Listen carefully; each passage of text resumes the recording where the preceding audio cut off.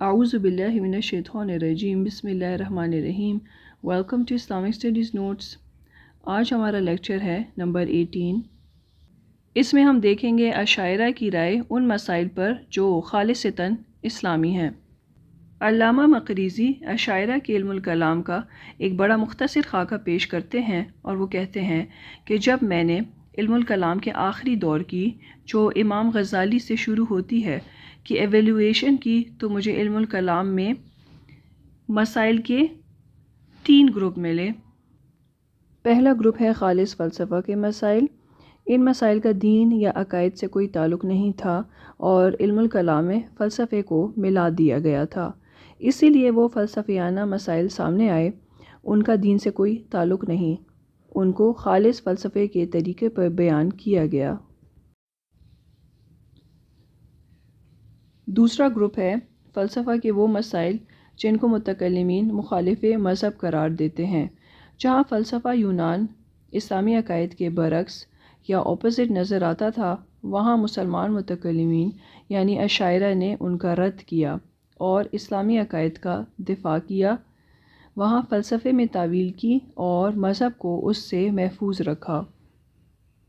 تیسرا گروپ ہے خالص اسلامی مسائل کا، اور مسلمان متکلمین نے ان مسائل کی تائید فلسفہ یونان سے کی۔ وہ خالص اسلامی مسائل کون سے ہیں؟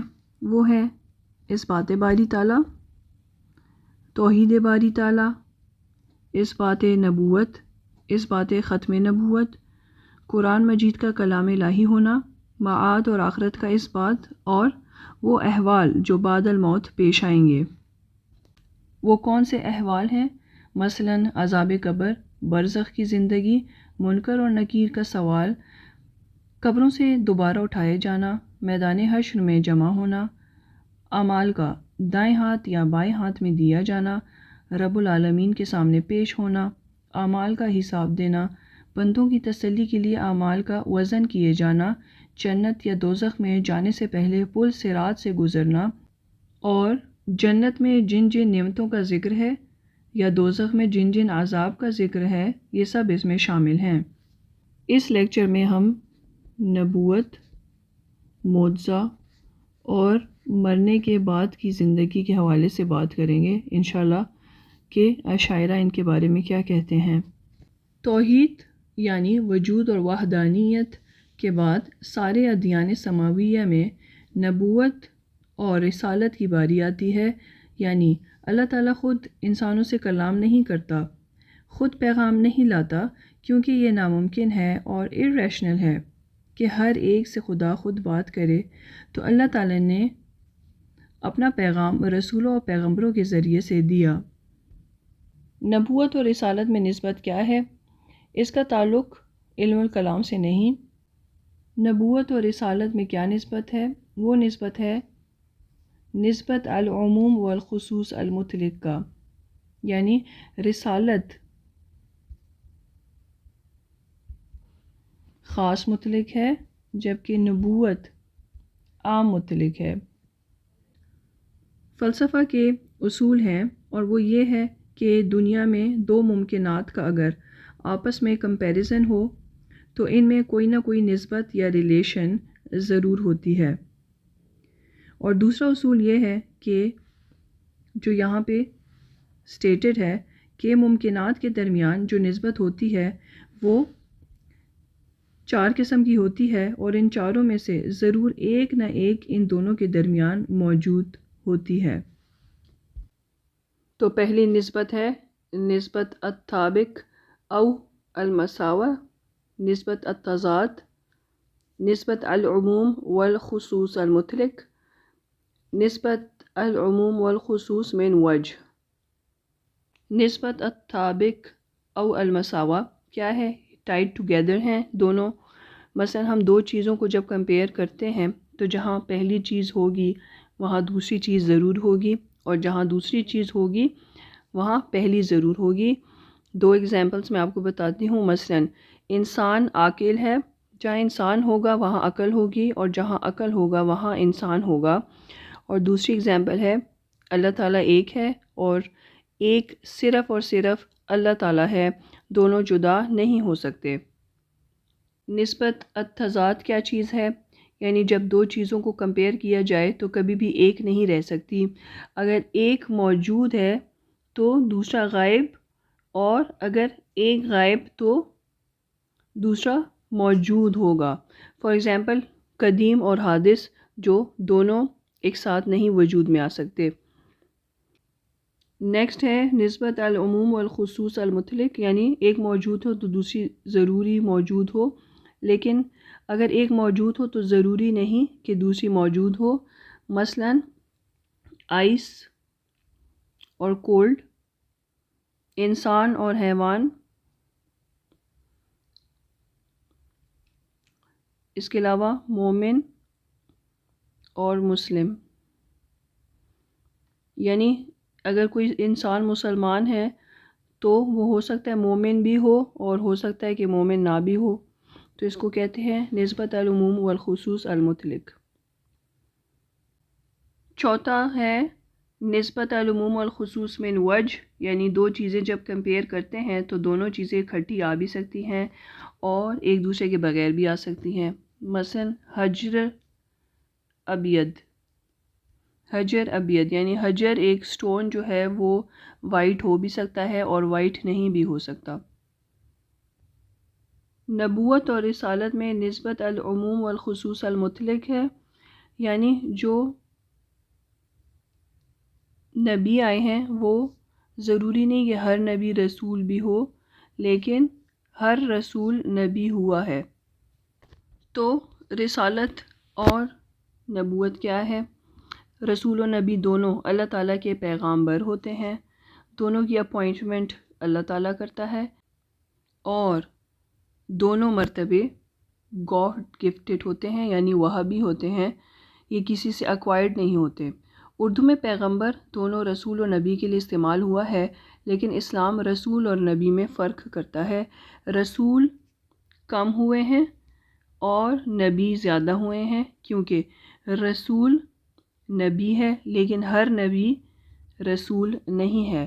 جب رسول ہوا وہ نبی ضرور ہوا ہے. قرآن مجید کی اس آیت میں بھی رسول اور نبی میں فرق واضح دیکھا جا سکتا ہے. اللہ تعالیٰ کا ارشاد ہے ما كان محمد ابا احد من رجالكم ولكن رسول الله وخاتم النبیین. حضور صلی اللہ علیہ وسلم کے بعد ایک رسول کا آنا تو دور کی بات ایک نبی بھی نہیں آ سکتا، کیونکہ he is the seal of the prophethood, خاتم النبیین ہے. تو رسالت اور نبوت میں کیا فرق ہے؟ رسول کو کتاب دی جاتی ہے، نئی شریعت دی جاتی ہے، لیکن عقائد نئے نہیں دیے جاتے، کیونکہ شریعت حالات کے مطابق، قوموں کی مزاج کے مطابق ہوتی ہے. حضرت آدم علیہ السلام سے لے کر رسول اللہ صلی اللہ علیہ وسلم کو ایک جیسی شریعت نہیں دی گئی. حضرت آدم علیہ السلام سے رسول اللہ صلی اللہ علیہ وسلم تک عقائد میں کوئی تبدیلی نہیں آئی. عقائد کو دین کہا جاتا ہے اور دین میں کوئی تبدیلی نہیں آئی. دوسرے الفاظ میں جس نبی کو مستقل کتاب اور نئی شریعت دے کر بھیجا گیا ہو وہ رسول ہے. دیکھتے ہیں کہ نبی کون ہوتا ہے. نبی کو اللہ تعالیٰ منتخب کرتا ہے اور کہا جاتا ہے کہ اس قوم کے پاس جاؤ، وحی دی جاتی ہے لیکن نئی کتاب نہیں دی جاتی، بلکہ اپنے سے پہلے رسول کو فالو کرنے کا حکم ہوتا ہے. دوسرے لفظوں میں نبی مستقل کتاب اور شریعت کا مالک نہیں ہوتا. بنی اسرائیل کے اندر بہت سے انبیاء آئے، لہٰذا جو فرق ہم نے اوپر بیان کیا اگر اس قسم کی نسبت ہو تو وہ نسبت العموم والخصوص المطلق کہلائی جائے گی. اللہ تعالیٰ قرآن مجید میں فرماتے ہیں وَلِكُلِّ قَوْمٍ ہاد، ہر قوم کے لیے اللہ تعالیٰ نے ہدایت دینے والا بھیجا ہے، یعنی ایک نبی بھیجا ہے. اگلا نقطہ ہے معجزہ. معجزہ کا مطلب ہوتا ہے عاجز کر دینے والا، یعنی معجزہ مد مقابل کو عاجز کر دیتا ہے کہ اس کا مقابلہ کرے. جب اللہ تعالیٰ رسولوں کو منتخب کرتے ہیں اپنے کام کے لیے تو اس کی تائید بھی کرتے ہیں، اور وہ معجزات کی شکل میں ہوتی ہے تاکہ اس بات نبوت ہو. ہر نبی یا رسول کو معجزات دیے جاتے ہیں۔ ضروری نہیں کہ ایک ہی معجزہ دیا جائے، یا ضروری نہیں کہ تمام انبیاء کو ایک سے معجزات دیے جائیں، یا ضروری نہیں کہ تعداد میں ایک سے 10 یا 20 ہوں۔ لیکن ایک بات ضرور ہے کہ ہر نبی کی تائید معجزات سے کی جاتی ہے۔ لیکن اشاعرہ نے 6 چیزیں ایسی بتائی ہیں جو ان معجزات میں کامن ہیں۔ پہلا ہے، یہ خارق عادت ہوتی ہیں، یعنی خلاف عادت یا عام عادت کو توڑنے والا یا ان یوزول چیز ہوتی ہے۔ معجزہ نبی کے اختیار میں نہیں ہوتا، اس کے ہاتھ یا دستہ رس میں نہیں ہوتا، اس کے عمل سے نہیں آتا کہ جب چاہے دکھا دے، بلکہ جب اللہ تعالیٰ چاہتا ہے تو نبی کے ہاتھ پر معجزے کا اظہار کر دیتا ہے۔ ہاں، نبی کے ہاتھ سے ظاہر ہوتا ہے۔ معجزہ نبی کا فعل نہیں، اللہ تعالیٰ کا فعل ہے۔ معجزہ عام افعال سے مختلف ہوتا ہے۔ جنگ بدر مسلمان اور کفار میں پہلی جنگ تھی جس نے حق و باطل میں فرق کیا۔ حضور صلی اللہ علیہ وسلم نے جب حالات دیکھے کہ مٹھی بھر مسلمان ہیں تو دعا فرمائی کہ اے اللہ، تو نے مجھ سے جو وعدہ کیا ہے اسے پورا فرما دے۔ اے اللہ، میں تجھ سے تیرے عہد اور تیرے وعدے کا سوال کر رہا ہوں۔ اے اللہ، اگر آج یہ گروہ ہلاک ہو گیا تو تیری عبادت نہ کی جائے گی۔ اے اللہ، اگر تو چاہے تو آج کے بعد تیری عبادت کبھی نہ کی جائے گی۔ اس کے بعد آپ صلی اللہ علیہ وسلم نے ایک مٹھی کنکریلی مٹی لی اور قریش کی طرف رخ کر کے فرمایا، چہرے بگڑ جائیں، اور ساتھ ہی مٹی ان کے چہروں کی طرف پھینک دی۔ پھر مشرکین میں سے کوئی بھی نہیں تھا جس کی دونوں آنکھوں، نتنے اور منہ میں اس ایک مٹی میں سے کچھ نہ کچھ نہ ہو۔ اس حوالے سے اللہ تعالیٰ ارشاد فرماتا ہے قرآن مجید میں، فَلَمْ تَقْتُلُوهُمْ وَلَكِنَّ اللَّهَ قَتَلَهُمْ وَمَا رَمَيْتَ إِذْ رَمَيْتَ وَلَكِنَّ اللَّهَ رَمَى۔ تمام معجزات اس بات میں مشترک ہوتے ہیں کہ ان کو کمپیٹ کیا جائے۔ معجزے کا مقابلہ نہ ماننے والوں کے لیے ناممکن ہوتا ہے، وہ معجزے کا مقابلہ نہیں کر سکتے۔ مثلاً جب فرعون نے موسیٰ علیہ السلام کے مقابلے پر اپنی سلطنت، جو افریقہ، جزیرہ عرب، یونان، کل 70 حکومتیں اس میں شامل تھیں کہ جادوگروں کو بلایا تو انہوں نے حق کو پہچان لیا اور صاف کہہ دیا کہ ہم ایسی چیز کا مقابلہ نہیں کر سکتے جو جادو نہیں ہے۔ معجزہ ہمیشہ نبوت اور رسالت کے دعوے دار کے ہاتھ پر ظاہر ہوتا ہے۔ جو یہ دعویٰ نہیں کرتا اور ان یوزول چیز ہو جائے اس کے ہاتھ سے تو اس کو ارہاس کہتے ہیں۔ یہ شیطانی فعل ہے جس سے گمراہ کیا جاتا ہے۔ یہ اشاعرہ کا پوائنٹ آف ویو ہے، لیکن کچھ ولی اللہ ایسے ہوتے ہیں جو کہ میں آپ کو ایک ایڈیشنل چیز بتا رہی ہوں، جن کے ہاتھ سے اگر کوئی ان یوزول چیز ہو جائے اس کو کرامت کہتے ہیں، لیکن وہ اس کی نشر نہیں کرتے، اس کو ایک ہڈن یا سیکرٹ رکھتے ہیں۔ ہر معجزہ اس کیٹیگری سے تعلق رکھتا ہے جس فیلڈ یا کیٹیگری کی وقت اس امت میں موجود ہو، جس میدان میں اس کو ناز ہوتا ہے کہ ہمارا کوئی مقابلہ نہیں کر سکتا۔ مثلاً حضرت موسیٰ علیہ السلام کے دور میں جادوگری، حضرت عیسیٰ علیہ السلام کے دور میں طب یا میڈیسن، اور حضرت محمد صلی اللہ علیہ وسلم کے زمانے میں فصاحت اور بلاغت کا عروج تھا۔ عربوں کو اپنی فصاحت اور بلاغت پر ناز تھا اور وہ اپنے علاوہ باقیوں کو عجم کہتے تھے۔ ایسے میں معجزۃ الخالدہ یعنی قرآن مجید نازل ہوا، which was the everlasting miracle of the Prophet Muhammad صلی اللہ علیہ وسلم۔ آخری پوائنٹ جو اشاعرہ کہتے ہیں کہ تمام معجزات میں کامن ہے، وہ یہ ہے کہ جو معجزہ بھی کسی نبی کے ہاتھ سے دکھایا گیا وہ معجزہ نبوت کے دعوے سے پہلے کسی نبی نے نہیں دکھایا یا نبی کے ہاتھ سے ظاہر نہیں ہوا، یعنی جو بھی معجزہ تھا وہ نبوت کے دعوے کے بعد ظاہر ہوا، نبوت کے دعوے سے پہلے ظاہر نہیں ہوا۔ نبوت اور رسالت کے بعد تھرڈ پوائنٹ جو کہ خالصتاً اسلامی ہے، وہ ہے مرنے کے بعد زندگی۔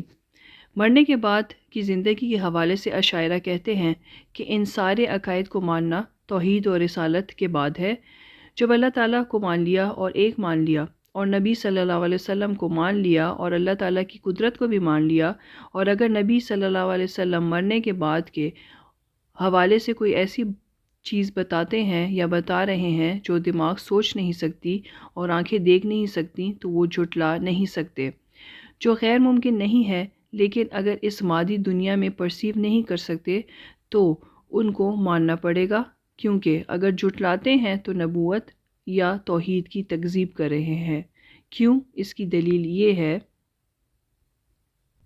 کہ جو بھی ہمارے پیارے نبی صلی اللہ علیہ وسلم نے معاب یا سمیعات کے بارے میں بتایا ہے وہ انویزیبل لائف ہے، اور اس کو دیکھنے کے لیے وہ آنکھیں، سننے کے لیے کان یا دماغ ہم کو اس دنیا میں نہیں دیے گئے جن سے ان کا ادراک ہو سکتا ہے۔ تو لازمی ہے کہ پیغمبر کے منہ سے جو نکلا ہے اس کو اعتراف کریں، ورنہ رسالت اور توحید کی تکذیب ہوگی۔ تو یہ تھی اشاعرہ کے علم الکلام پر ایک اجمالی نظر اور وہ مسائل جو خالصتاً اسلامی تھے، اشاعرہ کا ان کا کیا پوائنٹ آف ویو تھا، ہم نے یہاں پہ وہ ڈسکس کیا۔ آئی ہوپ کہ لیکچر انشاءاللہ آپ کو سمجھ آ گیا ہوگا۔ السلام علیکم ورحمۃ اللہ وبرکاتہ۔